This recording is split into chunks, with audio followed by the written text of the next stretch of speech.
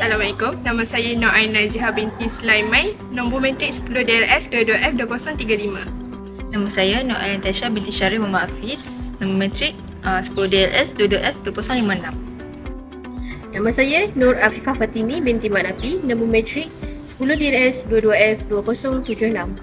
Kami ingin menerangkan isu berkaitan pengabaian didikan agama oleh ibu bapa yang menyebabkan ramai anak-anak remaja masa kini tidak tahu membaca Al-Quran dan bersolat dengan sempurna. Apa yang anda faham dari keratan akhbar ini dan ini? Konsep kekeluargaan merupakan satu institusi kecil dalam masyarakat yang terdiri daripada ibu bapa dan anak. Kepribadian anak pada masa depan adalah bergantung kepada bagaimana cara ibu bapa mendidik dan mencorak anak pada masa sekarang, sama ada baik atau sebaliknya. Hal ini berdasarkan dengan hadis Rasulullah SAW yang bermaksud setiap anak yang dilahirkan itu adalah umpama kain putih fitrah ibu bapa yang bertanggungjawab mewarnakan dan mencorakkannya, sama ada menjadi Yahudi, Nasrani atau Majusi. Riwayat Bukhari dan Muslim. Didikan agama adalah penting kerana agama dari segi istilah bahasa Arab adalah ad-din yang bermaksud cara hidup, cara berfikir, berideologi. Pengabaian didikan agama oleh ibu bapa memberi kesan yang serius terhadap perkembangan keagamaan anak-anak remaja masa kini. Banyak di antara mereka tidak memiliki kemahiran membaca Al-Quran dan melaksanakan solat dengan sempurna, yang menyebabkan kekurangan dalam aspek keagamaan dan rohani. Dalam konteks ini, penekanan pada didikan agama sejak usia muda penting untuk memastikan generasi akan datang mempunyai asas keagamaan yang kukuh.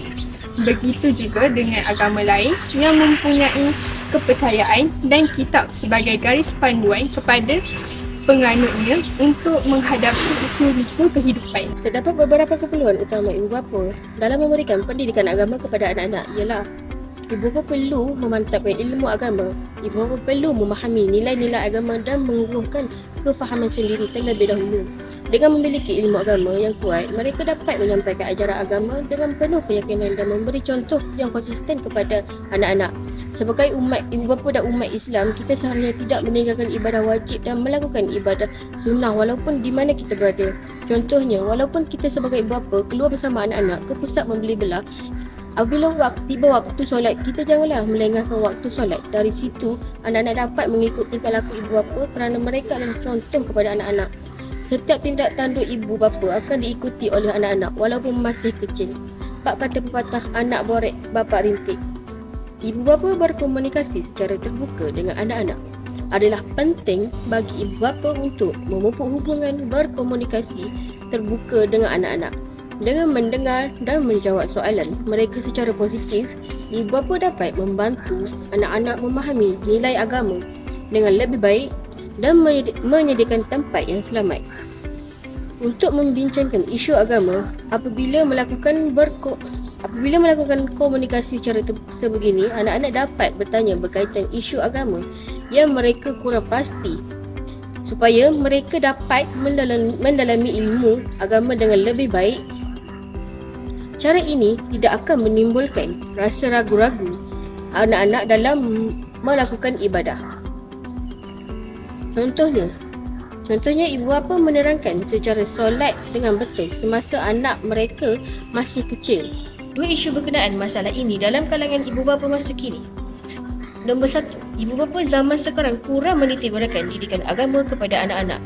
Ibu bapa masa kini kurang menitikberatkan pendidikan agama kepada anak-anak yang menyebabkan mereka terjebak dengan masalah sosial yang berleluasan.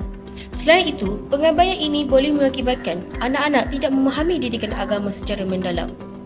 Cabaran nombor 2 adalah cabaran masa dan pengaruh luar.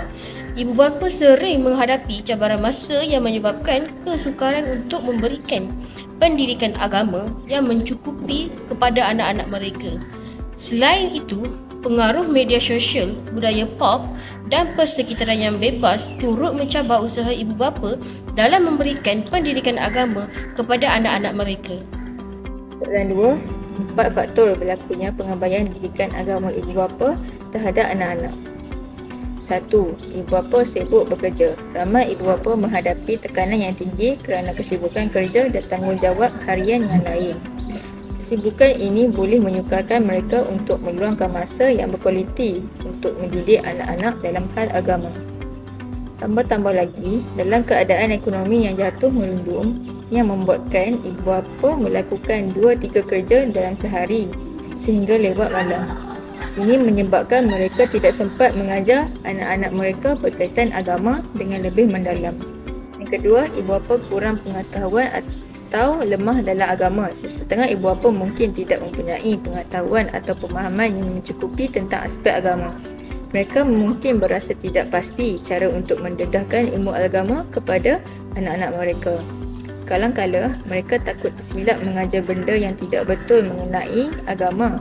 Walau bagaimanapun, ibu bapa boleh menambahkan ilmu agama mereka dengan pergi ke masjid atau majlis agama untuk mendengar kuliah. Bukan itu sahaja, ibu bapa boleh menggunakan aplikasi YouTube untuk melihat ceramah ustaz dan ustazah. Dengan cara ini, tidak alasan untuk tidak belajar. Ketiga, setengah ibu bapa lebih mementingkan akademik dari pendidikan agama. Setengah ibu bapa mungkin meletakkan keutamaan yang lebih tinggi pada pendidikan akademik atau kemahiran lain sehingga mengabaikan pendidikan agama. Mereka mungkin beranggapan memberi tumpuan kepada aspek akademik akan memberikan manfaat yang lebih besar untuk masa depan anak-anak mereka. Kadang-kadang ibu bapa suka bersaing dengan ibu bapa lain dalam akademik anak-anak mereka sehingga lupa bekalan untuk akhirat. Perkara ini sudah menjadi kebiasaan dalam zaman sekarang.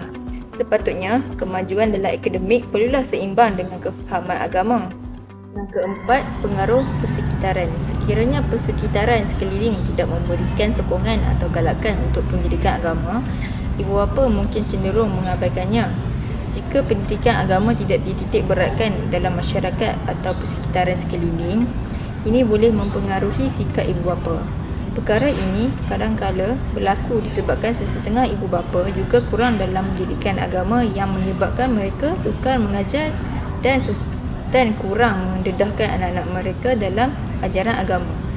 Sokongan sekeliling diperlukan supaya ibu bapa tidak berputus asa dalam menerapkan didikan agama yang mantal dalam diri anak-anak mereka. Soalan 3. 4 kesan daripada pengabaian ibu bapa dalam memberikan didikan agama kepada anak-anak. Yang pertama, menjadikan identiti rohani anak-anak menjadi lemah. Pengabaian terhadap pendidikan agama boleh mengakibatkan kelemahan jati diri rohani anak-anak. Mereka mungkin berasa kekosongan rohani atau hilang arah dalam kehidupan berdasarkan ajaran agama. Ini juga menjadikan salah satu sebab kenapa sesetengah golongan mempunyai masalah depresi, tekanan yang berlebihan dan stres. Masalah depresi ini sudah meningkat dalam kalangan remaja zaman sekarang. Mereka menjadi begini kerana tidak ada tempat untuk bercerita sedangkan mereka boleh meminta pertolongan daripada Allah SWT. Yang kedua, anak-anak susah untuk mengawal diri apabila mendapat dugaan. Ajaran agama Islam sering mengajar cara untuk mengawal diri, sabar dan mengawal nafsu. Tanpa pengajaran ini, kanak-kanak mungkin sukar untuk mengawal emosi dan keinginan mereka. Tambahan pula, kita berada di masyarakat yang terdedah kepada masalah sosial. Apabila anak-anak mempunyai kefahaman yang tinggi berkaitan agama, mereka tahu bagaimana untuk menahan diri dan bersabar dengan segala ujian dan dugaan yang diberi. Sebagai contoh, zaman sekarang anak-anak cepat melenting dan mengeluh apabila ibu bapa meminta pertolongan walaupun ia hanyalah pertolongan yang kecil. Yang ketiga, anak-anak terlibat dalam gejala sosial. Remaja zaman sekarang terjerumus dalam masalah sosial yang boleh menghancurkan masa depan. Peningkatan remaja yang terlibat dengan gejala sosial dilihat semakin membimbangkan. Lebih menyedihkan, remaja seawal 11 tahun juga terbabit dengan masalah sosial seperti merokok. Satu lagi, masalah yang sering berlaku dalam kalangan remaja ialah gangsterisme. Contoh aktiviti gangsterisme termasuklah perang surut, buli, konten sekolah, melepak, merokok dan lain-lain. Pendidikan agama peranan paling utama dalam menangani masalah sosial yang semakin menular dalam kalangan remaja. Remaja yang mempunyai nilai dan agama yang kuat dapat membentuk akhlak baik, mampu menjadi benteng daripada terjebak dengan aktiviti tidak memoral seperti gangsterisme.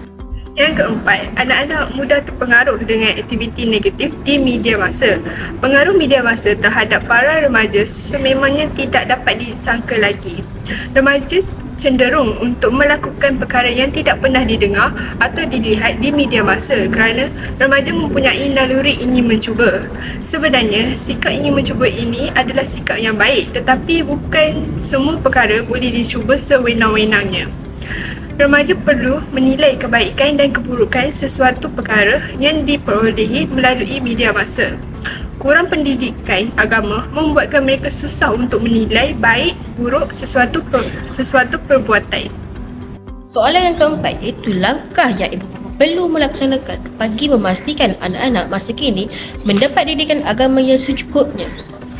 Nombor 1, ibu bapa perlu menjadikan solat sebagai rutin harian walaupun masih kecil supaya mereka mengetahui tanggungjawab mereka seorang Islam. Mereka haruslah menjaga waktu solat anak-anak mereka supaya mereka tidak melengahkan solat dan menjadikan ia satu kebiasaan.